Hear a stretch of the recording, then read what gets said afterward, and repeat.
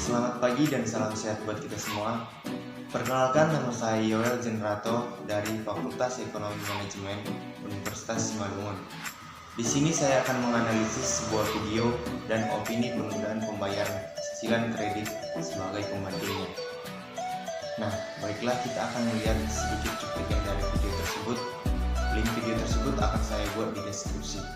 Perbankan secara umum, memang harapannya kita tetap adalah membantu untuk intermediasi dengan memberikan kredit, ya kita juga menampung deposito. Bagi kita di BES sendiri, kita juga berusaha tetap menjalankan yang sama. Karena kita juga punya banyak nasabah yang loyal, masa gara-gara ini, wah Pak, saya nggak bisa ngasih kredit ke Bapak, kan juga nggak bisa gitu. Oke. Bisnis ini adalah going concern, kita lihat ke depannya juga bahwa situasi kita expect akan membaik. Ya, situasi ini sifatnya temporer.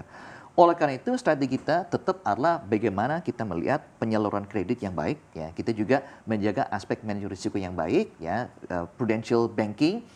Mungkin kita bisa lebih mendorong kredit ke sektor-sektor yang tidak terlalu dipengaruhi, tapi untuk sektor-sektor yang memang dipengaruhi langsung oleh coronavirus ini. Nah, seperti yang saya sampaikan tadi, disinilah kita semakin banyak bekerja sama dengan nasabah kita untuk memahami situasi Anda seperti apa. Apakah saya perlu bantuan lebih atau saya bisa ngasih relaksasi. Nah, ini semua kan sudah dibahas juga dengan pihak OJK. Makanya dengan ada stimulus untuk meringankan masalah kolektibilitas. Ini kan sangat membantu. Ya, kenapa? Ini bukan karena nasabahnya tiba-tiba merasa, oh saya nggak mau bayar utang saya. Pak, saya lagi ada masalah dengan cash flow karena impornya nggak jalan, ekspornya nggak jalan, ada disruption di global supply chain-nya. Nah, tapi itu kan dengan juga ada tren penurunan suku bunga, akan berdampak pada pendapatan bunga bank. Ya. Sehingga kita juga melihat bagaimana strategi upaya kita untuk tetap meningkatkan fee-based income kita yang lain.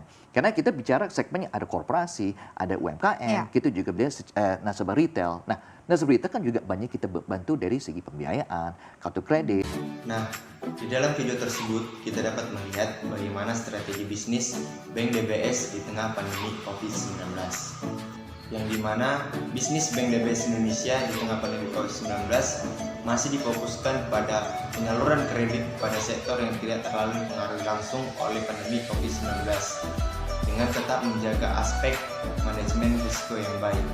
Dan perusahaan tersebut masih berupaya meningkatkan bisnis income lain, mulai dari segmen UKM, operasi, hingga nasabah retail.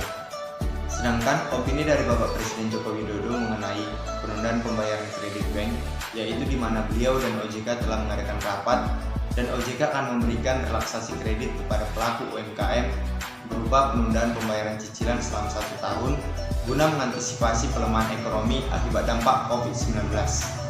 Dari opini Bapak Presiden Joko Widodo, kita dapat melihat bahwa OJK akan memberikan relaksasi kredit kepada pelaku UMKM yang berupa penundaan pembayaran cicilan kredit selama 1 tahun. Namun, relaksasi tersebut harus dicermati lebih dalam, karena relaksasi tersebut bukan bermakna penundaan cicilan secara keseluruhannya. Pasalnya, kewajiban bunga pun harus tetap dibayar. Dan relaksasi kredit tersebut hanya diperuntukkan kepada pelaku usaha yang langsung terdampak COVID-19, bukan kepada seluruh debitur. Maka dari itu, pemerintah memiliki peran yang sangat penting dalam menjalankan kewajiban ini, karena arahan dari pemerintah yang tidak tepat sasaran dapat memicu debitur nakal untuk memanfaatkan relaksasi kredit tersebut dan akan berdampak buruk kepada perbankan dan perekonomian nasional. Bank Republik Indonesia juga menyambut baik perpanjangan restrukturisasi kredit oleh OJK, di mana BRI mengatakan dengan adanya perpanjangan restrukturisasi kredit ini tentu sangat bermanfaat bagi masyarakat pelaku ekonomi.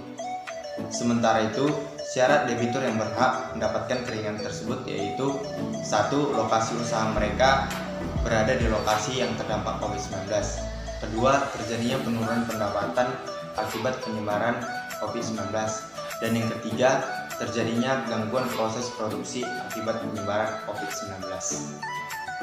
Jadi kesimpulan yang saya dapat yaitu penundaan pembayaran kredit bank sangat bermanfaat bagi masyarakat pelaku ekonomi, karena dapat meringankan mereka dalam pemulihan bisnisnya yang terdampak COVID-19. Namun, penundaan pembayaran kredit bank harus benar-benar diperuntukkan kepada pelaku ekonomi yang terdampak COVID-19, karena jika diperuntukkan kepada pelaku ekonomi yang tidak terdampak COVID-19, maka akan memberikan dampak buruk kepada perbankan dan perekonomian nasional. Maka dari itu, pemerintah harus lebih cermat dalam menjalankan kebijakan ini. Sekian yang dapat saya sampaikan. Terima kasih.